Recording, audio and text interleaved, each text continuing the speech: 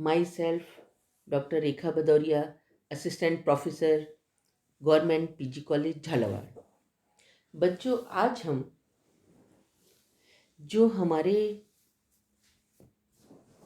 राजस्थान की जनजातियां हैं वो अपना आर्थिक जीवन कैसे व्यतीत करती हैं, अपनी आवश्यकताओं की पूर्ति के लिए कैसे करती हैं, क्या करती हैं, कैसे कैसे वो अपनी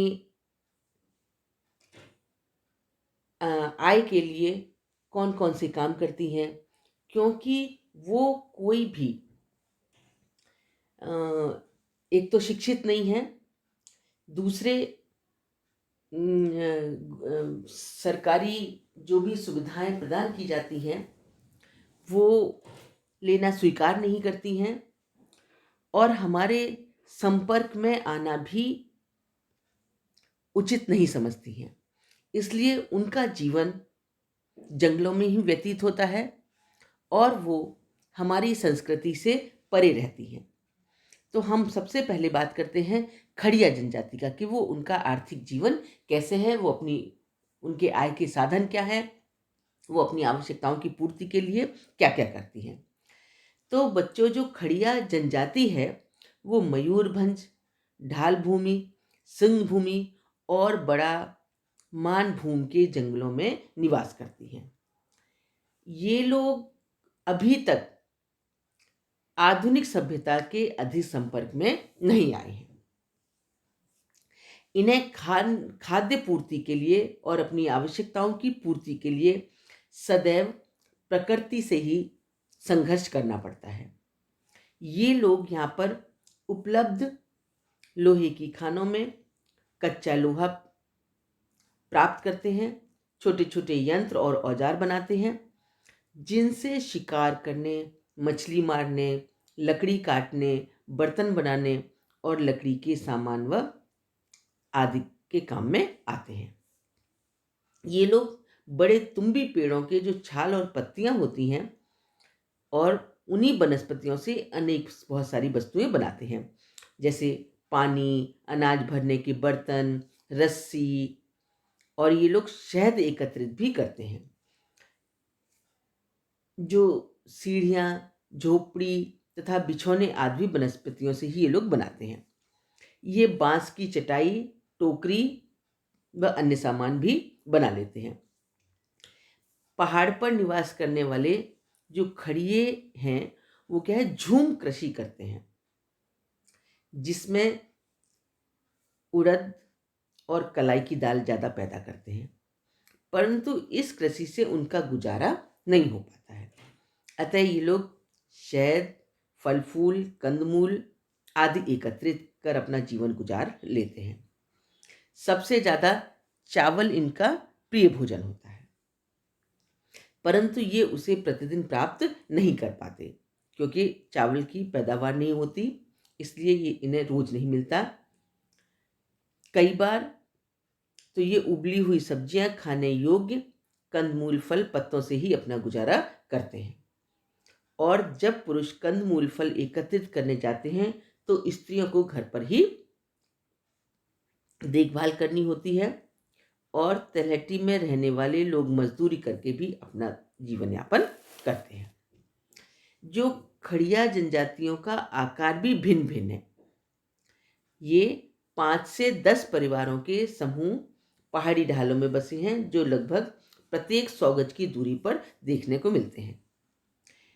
इनमें से जो लोग सभ्यता के संपर्क में आ गए हैं वे अस्थायी गांव में निवास करते हैं। जैसे ईसाई खाड़ियाओं के गांव में अधिक साफ सुथरे हैं, पहाड़ी खड़ियाओं में अविवाहित युवक युवतियों के लिए अलग अलग युवागृह बने होते हैं। पहाड़ी खड़िया बांस को रगड़कर आग पैदा करते हैं। माचिस उपलब्ध नहीं होती। शिकार व संचय करने वाले अधिकांश खड़िया अपनी खाद्य पूर्ति जो है वो जंगलों से ही करते हैं। ये लोग नमक के बहुत शौकीन हैं। ये मांस नमक लगाकर खा लेते हैं, सब्जियां भी नमक के पानी में उबालते हैं। कुछ लोग प्याज, हल्दी, नमक आदि मिलाकर मांस और दाल की सब्जियां पकाना भी सीख गए हैं। ये लोग महुआ, सरगुजा और तिल के फूलों को पीसकर मिट्टी के बर्तन में भूनकर टिकिया बनाते हैं और चावलों को इमली की चटनी के साथ खाते हैं। ये चावल में महुआ की शराब का भी प्रयोग करते हैं और इसमें चावल बनाते हुए कुछ अनुष्ठान भी किए जाते हैं और शराब पीन के ये पूर्वजों व प्रेत आत्माओं को लोग इनको भोग भी चढ़ाते हैं। अब दूसरी है कुकी जनजाति का, वो अपना जीवन यापन कैसे करती हैं। यह जनजाति जो है वो आसाम की लुशियाई पहाड़ियों में निवास करती है। इनकी बस्ती 5-5 झोपड़ियों को मिलकर बनी होती है। बच्चों, ये लोग झोपड़ी बनाने के लिए बांस को काम में लेते हैं और ये लोग घूमंतरू जीवन व्यतीत करते हैं। घूमंतरू का मतलब होता है कि ये अपना जीवन घूम घूम के ही व्यतीत कर देते हैं।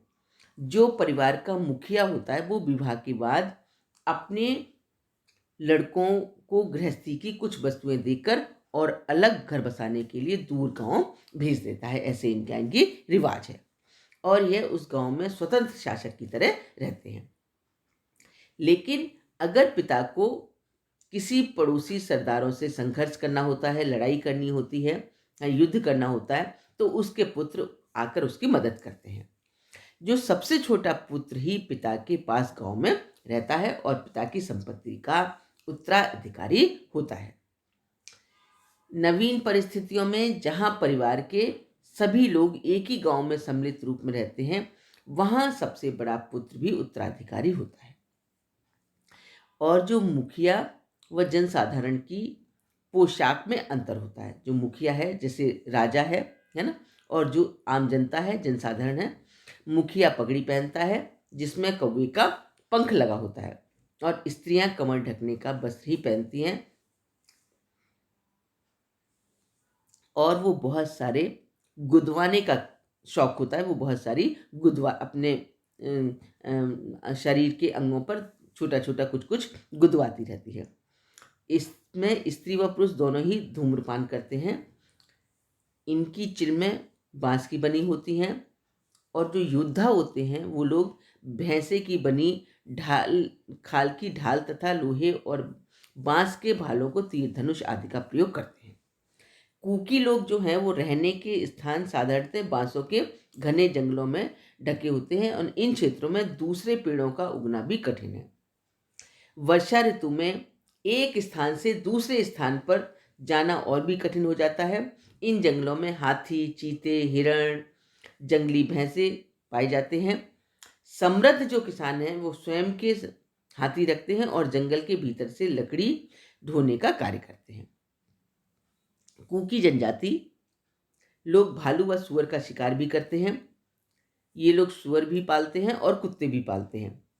इनमें बीमारियों और विपदाओं के समय बकरे, बतख, मुर्गे, भैंसे आदि की बलि देकर देवताओं को ये प्रसन्न करते हैं। जब इन पर कोई परेशानी आती है तो ये उनको बलि चढ़ाते हैं।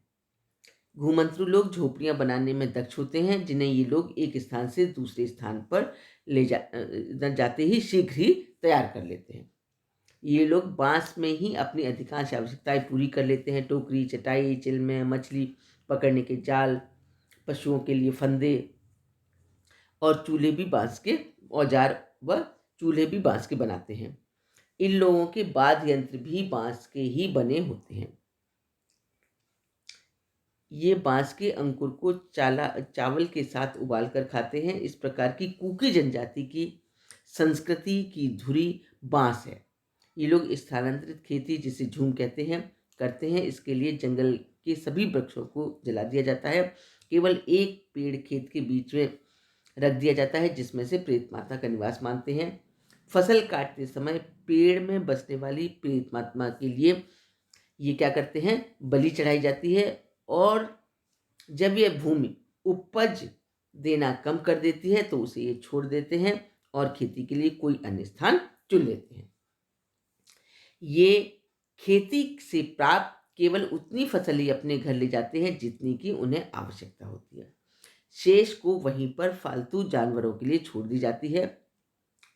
ये बहुत शराब पीने के शौकीन होते हैं और अधिकांश आवश्यकताएं अपनी और आर्थिक आवश्यकताएं ये सिर्फ बांस से ही पूरी कर लेते हैं।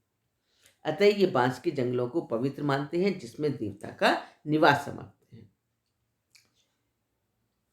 अतः दोनों जनजातियों के उदाहरण हैं कि आदिम जातियों का जीवन प्राकृतिक पर्यावरण से घनिष्ठ रूप से संबंधित था तथा इनका आर्थिक जीवन इनके लिए सामाजिक और सांस्कृतिक जीवन की धुरी थी।